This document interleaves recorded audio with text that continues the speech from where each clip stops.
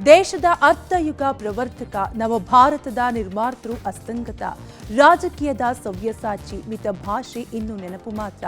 ಪ್ರಧಾನಿ ಪಟ್ಟದವರೆಗೆ ಏರಿದು ರಾಜಕಾರಣಿ ಆಗಿರಲಿಲ್ಲ ಸಿಂಗ್. ನಾಳೆ ಡಾಕ್ಟರ್ ಮನಮೋಹನ್ ಸಿಂಗ್ ಅಂತ್ಯಕ್ರಿಯೆ. ಸಿಲಿಂಡರ್ ಸ್ಫೋಟಗೊಂಡು ಮೃತಪಟ್ಟವರ ಸಂಖ್ಯೆ 4ಕ್ಕೆ ಏರಿಕೆ.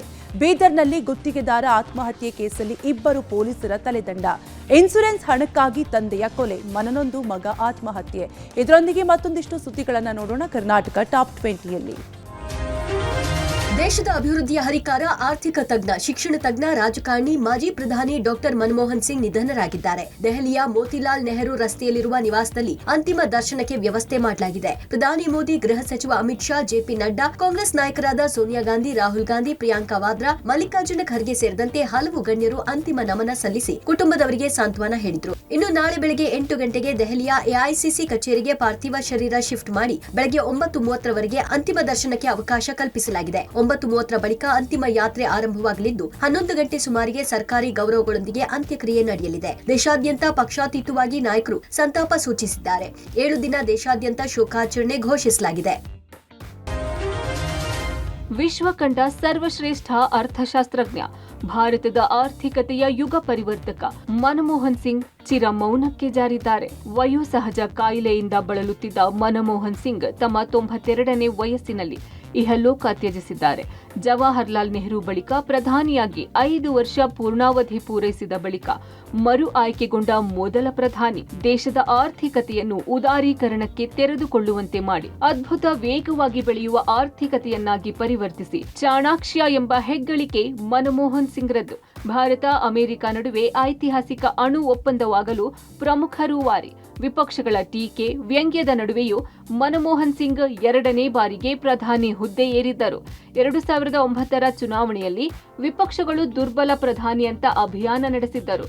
ಸೋನಿಯಾ ಗಾಂಧಿ ಮಾತು ಮಾತ್ರ ಕೇಳುವ ದುರ್ಬಲ ಪ್ರಧಾನಿ ಅಂತ ಟೀಕಾ ಪ್ರಹಾರ ನಡೆಸಿದ್ದವು. ಮೌನ ಪ್ರಧಾನಿ ಎಂಬ ಟೀಕೆಗೆ ಮೌನವೇ ಅವರ ಉತ್ತರವಾಗಿತ್ತು. ಇನ್ನು ಡಾಕ್ಟರ್ ಮನಮೋಹನ್ ಸಿಂಗ್ಗೆ ಅಪಾರ ಪಾಂಡಿತ್ಯವಿದ್ದರು. ರಾಜಕಾರಣದಲ್ಲಿ ಅಷ್ಟೇನು ಅನುಭವ ಹೊಂದಿರದ ರಾಜಕಾರಣಿ. ಒಮ್ಮೆ 1999ರಲ್ಲಿ ಲೋಕಸಭೆ ಚುನಾವಣೆಯಲ್ಲಿ ಸ್ಪರ್ಧಿಸಿ ಸೋತಿದ್ದರು. ಅದು ಬಿಟ್ಟರೆ ಯಾವ ಚುನಾವಣೆಯಲ್ಲೂ ಸ್ಪರ್ಧೆ ಮಾಡಲಿಲ್ಲ. ಅಚ್ಚರಿ ಎಂದರೆ ಮನಮೋಹನ್ ಸಿಂಗ್ಗೆ ಹಿಂದಿ ಓದಲು ಬರುತ್ತಿರಲಿಲ್ಲ.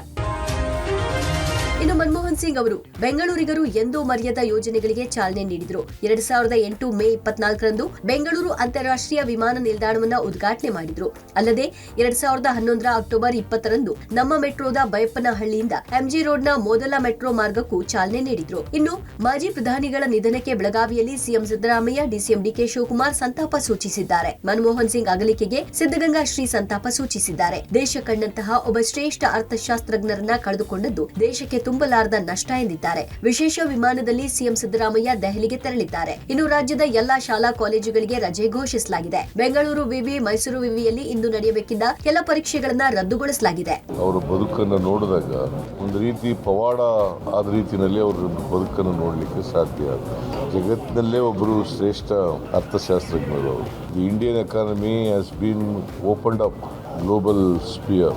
ಆ ಕಾರಣ ಅದು ಮಾಡದ್ರಿಂದ ಆರ್ಥಿಕ ಮುಗ್ಗಟ್ಟಿದೆಯಲ್ಲ ಅದು ನಿವಾರಣೆ ಆಯಿತು ಅಂತಕ್ಕಂಥದ್ದನ್ನ ಇವತ್ತು ನಾವೆಲ್ಲರೂ ಕೂಡ ಸ್ಮರಿಸ್ಕೋಬೇಕಾಗಿದೆ. ನಮ್ಮ ದೇಶದ ಆರ್ಥಿಕ ಬೆಳವಣಿಗೆಗೆ, ಬದಲಾವಣೆಗೆ ಬಹುದೊಡ್ಡ ಕೊಡುಗೆಯನ್ನು ಕೊಟ್ಟಂತಹ ಡಾಕ್ಟರ್ ಮನಮೋಹನ್ ಸಿಂಗ್ ಅವರ ಅಗಲಿಕೆ ತುಂಬಲಾರದ ನಷ್ಟವನ್ನ ದೇಶಕ್ಕೆ ಉಂಟು ಮಾಡಿರುವಂತಹದ್ದು. ಬರಾಕ್ ಒಬಾಮಾ ಕೂಡ ಅವರು ನನ್ನ ಗುರು ಅಂತೇಳಿ ಭಾವಿಸಿಕೊಂಡು ಬಂದಂತಹ ಅವರು.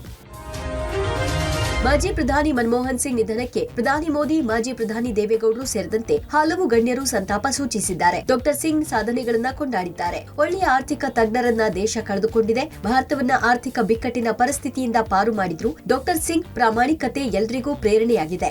ಡಾಕ್ಟರ್ ಸಿಂಗ್ ಬುದ್ಧಿಜೀವಿಯಾಗಿದ್ರು, ಸುಧಾರಣೆಗಳ ಹರಿಕಾರರಾಗಿದ್ರು, ಅನೇಕ ಜನಪರ ಯೋಜನೆಗಳನ್ನ ಜಾರಿಗೆ ತಂದಿದ್ರು ಅಂತ ಅವರ ಸಾಧನೆಗಳ ಬಗ್ಗೆ ಪ್ರಧಾನಿ ಮೋದಿ ಮೆಲುಕು ಹಾಕಿದ್ದಾರೆ. ಮನಮೋಹನ್ ಸಿಂಗ್ ಸರಳ, ಸಜ್ಜನ, ಪ್ರಾಮಾಣಿಕ ವ್ಯಕ್ತಿ. ದೇಶದ ಆರ್ಥಿಕತೆಗೆ ಶಕ್ತಿ ಮೀರಿ ಕೆಲಸ ಮಾಡಿದ್ದಾರೆ ಅಂತ ದೇವೇಗೌಡರು ಹೇಳಿದ್ದಾರೆ. 1991ರಲ್ಲಿ ನಾನು ಕರ್ನಾಟಕದಿಂದ ಮೊದಲ ಬಾರಿಗೆ ಲೋಕಸಭೆಗೆ ಹೋದಾಗ ನೋಡಿದ್ದೆ. ಅವರು ನರಸಿಂಹರಾವ್ ಸರ್ಕಾರದಲ್ಲಿ ಹಣಕಾಸು ಮಂತ್ರಿಯಾಗಿದ್ರು. ನಾನು ತುಂಬಾ ಕ್ರಿಟಿಸೈಸ್ ಮಾಡಿದ್ದೇನೆ. ಉದಾರೀಕರಣ, ಖಾಸಗೀಕರಣ, ಎಫ್ಡಿಐ ನೀತಿ ಮಾರ್ಪಾಡು, ಹೀಗೆ ಅನೇಕ ಸುಧಾರಣೆಗಳನ್ನ ಅವರು ತಂದ್ರು ಅಂತ ಡಾಕ್ಟರ್ ಸಿಂಗ್ ಅವರನ್ನ ಎಚ್ಡಿಡಿ ನೆನಪು ಮಾಡಿದ್ದಾರೆ. तब मैंने कहा था कि सांसद के रूप में डॉक्टर साहब की निष्ठा सभी के लिए प्रेरणा जैसी है.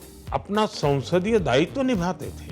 1991ರಲ್ಲಿ ಮೊದಲನೇ ಬಾರಿಗೆ ಲೋಕಸಭೆಗೆ ಬಂದರು. ಅವರು ನರಸಿಂಹರಾವ್ ಸರ್ಕಾರದಲ್ಲಿ ಹಣಕಾಸಿನ ಮಂತ್ರಿ.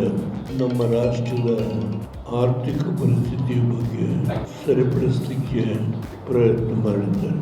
ಅತ್ಯಂತ ಸಾಮಾನ್ಯ ಕುಟುಂಬದಿಂದ ಬಂದು ಕೇವಲ ತಮ್ಮ ಸ್ವಪ್ರತಿಭೆಯಿಂದಲೇ ಅನೇಕ ಪ್ರಮುಖ ಜವಾಬ್ದಾರಿ ಹುದ್ದೆಗಳನ್ನು ಅತ್ಯಂತ ಯಶಸ್ವಿಯಾಗಿ ನಿಭಾಯಿಸಿ ದೇಶದ ಪ್ರಧಾನಿಯವರಿಗೆ ತಲುಪಿದರು.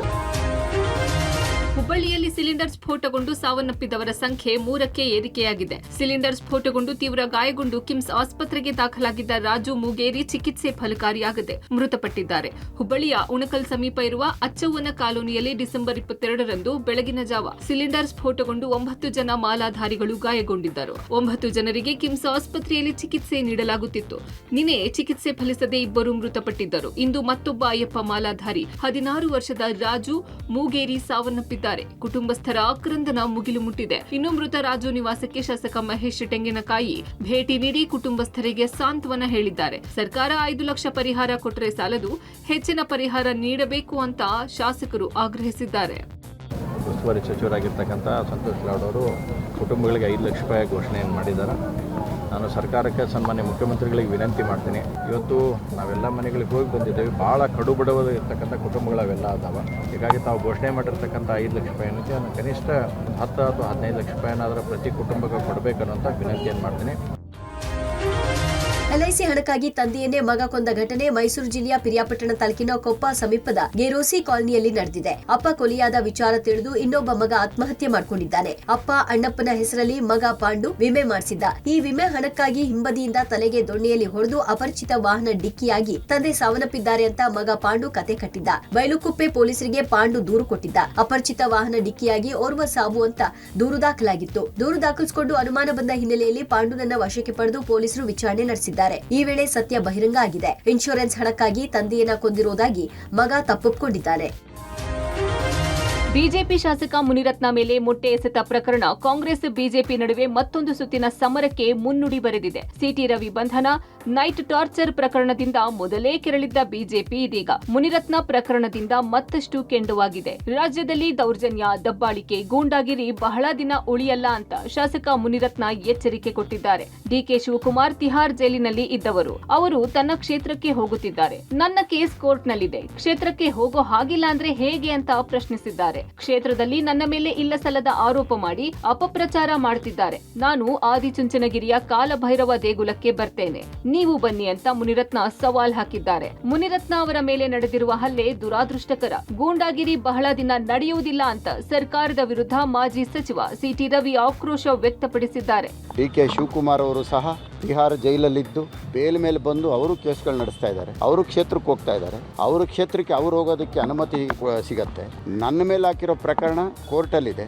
ನನ್ನ ಮೇಲೆ ಹಲ್ಲೆ ಮಾಡೋದು, ನನ್ನನ್ನು ಎದುರಿಸೋದು, ಕ್ಷೇತ್ರದಲ್ಲಿ ಬರದೇ ಮಾಡೋದು, ನನ್ನ ಬಗ್ಗೆ ಕೆಟ್ಟ ಪ್ರಚಾರ ಮಾಡೋದು, ನನ್ನ ಮೇಲೆ ಒಂದು ಸುಳ್ಳು ರೇಪ್ ಕೇಸ್ ಕೊಡಿಸಿದ್ರು. ಸುಳ್ಳಿಲ್ಲ, ನಿಮಗೆ ಗೊತ್ತಿಲ್ಲ, ಇದರಲ್ಲಿ ನೀವು ಶಾಮೀಲ್ ಆಗಿಲ್ಲ ಅಂದರೆ ಕಾಲಭೈರವೇಶ್ವರ ದೇವಸ್ಥಾನಕ್ಕೆ ನಾನು ಬರ್ತೀನಿ. ನೀವು ನಿಮ್ಮ ತಂದೆ ಬಂದು ನಮಗೆ ಯಾವುದೂ ಸಂಬಂಧ ಇಲ್ಲ, ನಾನು ಪ್ರಮಾಣ ಮಾಡ್ತೇನೆ, ನೀವು ಬನ್ನಿ, ನೀವು ಪ್ರಮಾಣ ಮಾಡ್ತೇನೆ. ಗುಂಡಾಗಿರಿ ಎಷ್ಟು ದಿನ ನಡೆಯುತ್ತೆ ನೋಡೋಣ. ಬಹಳ ಕಾಲ ಗುಂಡಾಗಿರಿ ನಡೆಯಲ್ಲ, ಎಲ್ಲದಕ್ಕೂ ಒಂದು ಕೊನೆ ಇದ್ದೇ ಇರುತ್ತೆ.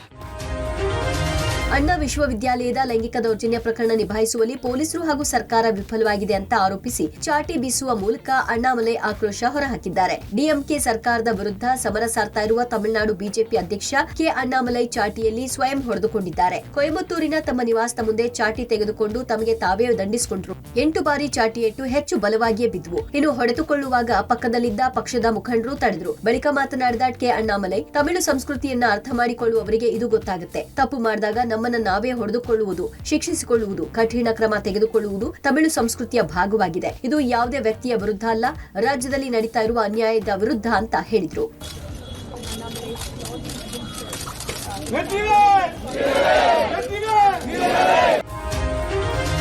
ಕಾಂಟ್ರಾಕ್ಟರ್ ಒಬ್ಬರನ್ನ ಟೀ ನೆಪದಲ್ಲಿ ಮನೆಗೆ ಕರೆದು ಸುಂದರಿ ಹನಿ ಟ್ರ್ಯಾಪ್ ಖೆಡ್ಡಾಕ್ಕೆ ಬೆಳೆಸಿದ್ದಾಳೆ. ಮನೆಗೆ ಬನ್ನಿ ಅಂತ ಹೇಳಿ ಕರೆದ ಸುಂದರಿ ನಂಬಿ ಹೋದ ಕಾಂಟ್ರಾಕ್ಟರ್ಗೆ ಶಾಕ್ ಆದಿತ್ತು. ಕಿಲಾಡಿ ಲೇಡಿ ಜೊತೆಗೆ ಎಂಟ್ರಿ ಕೊಟ್ಟ 3 ಅಪರಿಚಿತರು ನಾವು ಪೊಲೀಸರು ಅಂತ ಹೇಳಿ ಸುಲಿಗೆ ಮಾಡಿರುವಂತಹ ಆರೋಪ ಕೇಳಿ ಬಂದಿದೆ. ಅಷ್ಟೇ ಅಲ್ಲದೆ ಹಲ್ಲೆ ಮಾಡಿ ಬಟ್ಟೆ ಬಿಚ್ಚಿಸಿ ಫೋಟೋ ತೆಗೆದು ಬೆದರಿಕೆ ಹಾಕಿ ಚಿನ್ನದ ಸರ, ಹಣ ಸುಲಿಗೆ ಮಾಡಿರುವ ಬಗ್ಗೆ ಬ್ಯಾಡರಹಳ್ಳಿ ಪೊಲೀಸ್ ಠಾಣೆಯಲ್ಲಿ ಕಾಂಟ್ರಾಕ್ಟರ್ ರಂಗನಾಥ್ ದೂರನ್ನ ಕೊಟ್ಟಿದ್ದಾರೆ. ಸ್ನೇಹಿತರೊಬ್ಬರ ಮೂಲಕ ಕಾಂಟ್ರಾಕ್ಟರ್ ರಂಗನಾಥ್ಗೆ ನೈನಾ ಎಂಬಾಕೆಯ ಪರಿಚಯ ಆಗುತ್ತೆ. ಆರಂಭದಲ್ಲಿ ಮಗುವಿಗೆ ಹುಷಾರಿಲ್ಲ ಅಂತೇಳಿ 5,000 10,000 ರೂಪಾಯಿ ಹಣ ಹಾಕಿಸ್ಕೊಂಡಿದ್ದ ನಯನಾ ಬಳಿಕ ನಿತ್ಯ ಕಾಲ್ ಮಾಡಿ ಮನೆಗೆ ಬನ್ನಿ ಅಂತೇಳಿ ಕರೀತಾ ಇದ್ಲಂತೆ. ಆದ್ರೆ ಬರ್ತೀನಿ ಅಂತ ಹೇಳಿ ಹೋಗದೆ ಅವಾಯ್ಡ್ ಮಾಡ್ತಾ ಇದ್ದ ರಂಗನಾಥ್ ಡಿಸೆಂಬರ್ 9ರಂದು ಬೆಳಗ್ಗೆ ಬೈಕ್ನಲ್ಲಿ ಮಾಗಡಿ ರಸ್ತೆಗೆ ಹೋಗಿದ್ದಾರೆ. ಈ ವೇಳೆ ಹಿಂಬದಿಯಿಂದ ಸ್ಕೂಟರ್ನಲ್ಲಿ ಬಂದಂತಹ ನಯನಾ ರಂಗನಾಥನ್ನ ಕರೆದು ಮಾತನಾಡಿಸ್ತಾ ಇದ್ದಾಗಲೇ ಮನೆಗೆ ಬನ್ನಿ ಟೀ ಕುಡಿದುಕೊಂಡು ಹೋಗಿ ಅಂಥೇಳಿ ಮನೆ ಕರೆದುಕೊಂಡು ಹೋಗ್ತಾಳೆ. ಆಕೆಯನ್ನ ನಂಬಿ ರಂಗನಾಥ್ ಹೋಗಿದ್ದಾರೆ.